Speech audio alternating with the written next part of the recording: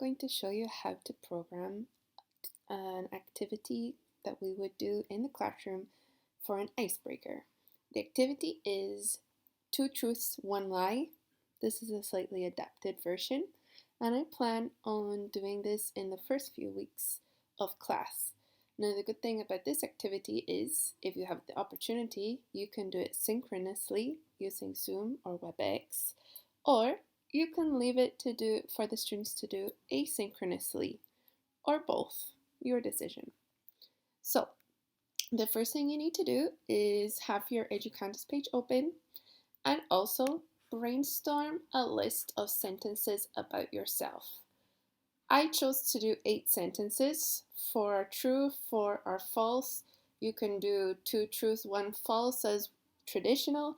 The thing that I would do is make sure that you have an even number of false statements. Otherwise, the grading, the answers of the activity can get a little wonky on Educantis. So, for example, you could have 2 truths, 1 lie, okay. 2 truths, 2 lies, okay. But you couldn't have, for example, 3 truths and 3 lies because Educantis doesn't really deal well with having 3 options. Okay, so I'm going to program this in a quiz activity so that students can see the correct answers. This is especially for students who weren't able to participate in the synchronous class and want to know if they got the correct answer. So the first thing I'm going to do is add an activity, and I'm going to go down to quiz. Okay, and I'm going to call it truths and lies about your teacher. And here in the description box, I will put something like click attempt quiz now to read some true and false sentences about your teacher. And as always, I will format it. Okay. Doesn't matter about the timing, I want this to be open all semester, but as usual, in my review options, I want to make sure all these are checked so that students will see the correct answers when they're done. Then save and return to course. Okay, here we go. We click on the link and edit the quiz. And I'm going to add a new question, and it's going to be multiple choice. Question name, I'm just going to call it question 1. Identify which 4 sentences about your English teacher are false. Once again, you can format the instructions, change the color, underline, again, make that a different color, and underline. Okay, so then I come down to the answers. And this is why it's good to have a list of your answers already prepared so that you can just copy paste in here one at a time. Now you might have to add a few more choices if you've gone for 8 sentences like I have. So, like I said, I have 4 false sentences here.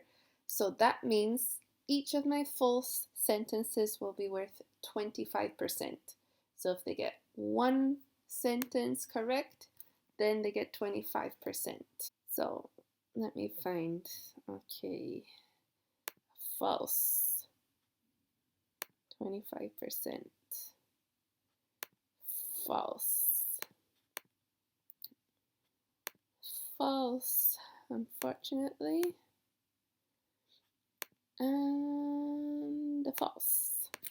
Okay, So now we can start to enter the feedback for our questions.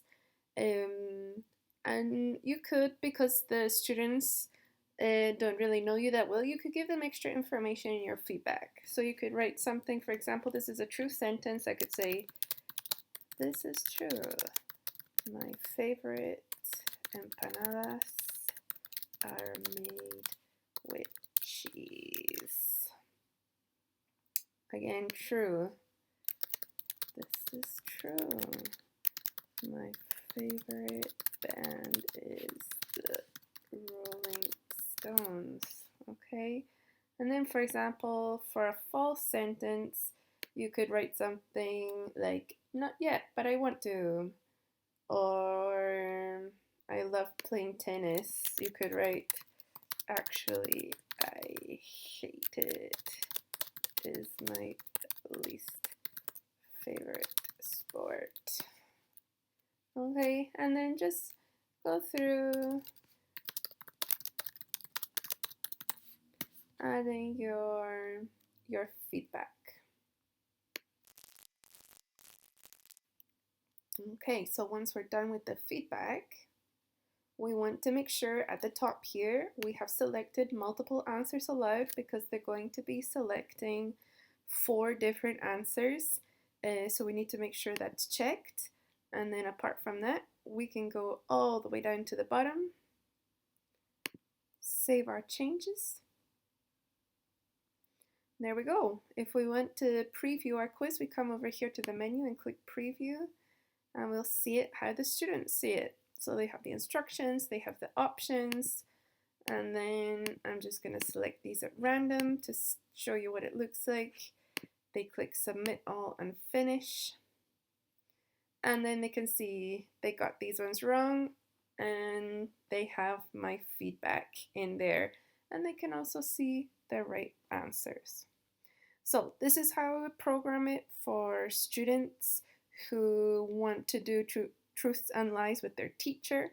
However, if you wanted to do an extension of the activity and have students create their own sentences and share them together asynchronously, I would choose a forum on Educanvas, not a quiz, so that they can see each other's sentences.